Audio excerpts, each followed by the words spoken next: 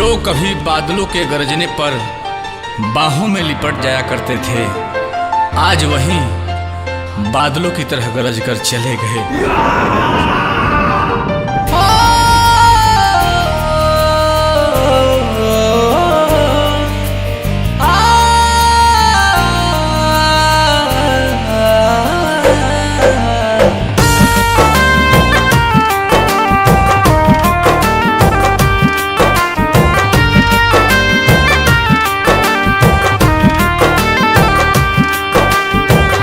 Line अंग्रेजी बोल के चल देली मुंह मोड़ के, नेह सनेह प्रीत के डोरी अचके में उतोड़ के। चार लाइन अंग्रेजी बोल के चल देली मुंह मोड़ के, नेह सनेह प्रीत के डोरी झटके में उतोड़ के। दिल के हाल में हाल भइल बा, दिल के हाल में हाल भइल बा, के करा के सुनाई। अश्क ही बनल बा दर्द के दवाई, अश्क ही बनल बा दर्द के दवाई।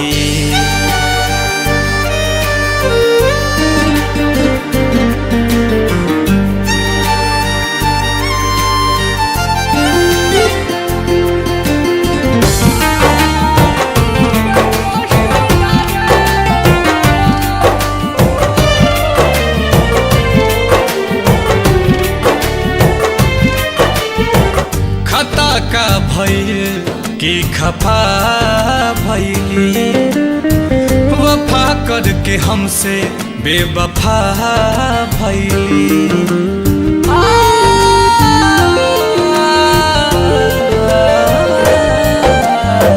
खता का भइल की खफा भइली, वफा करके हमसे बेवफा भइली।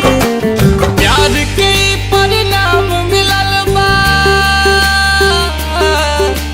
प्यार के परिणाम मिलल बा, पीर हा पराई।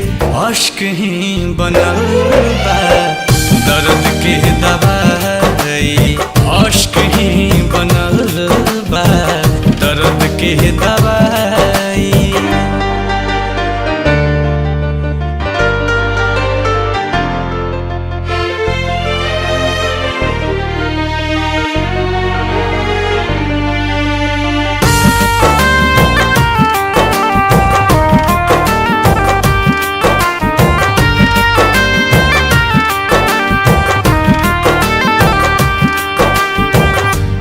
पे दिल तरुण समझाई कैसे, दर्द नील कमल बतलाई कैसे।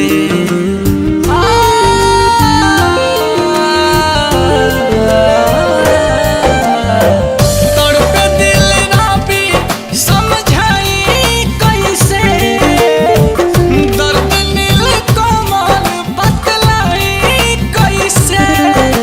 शहद दिखा के हमके उतार,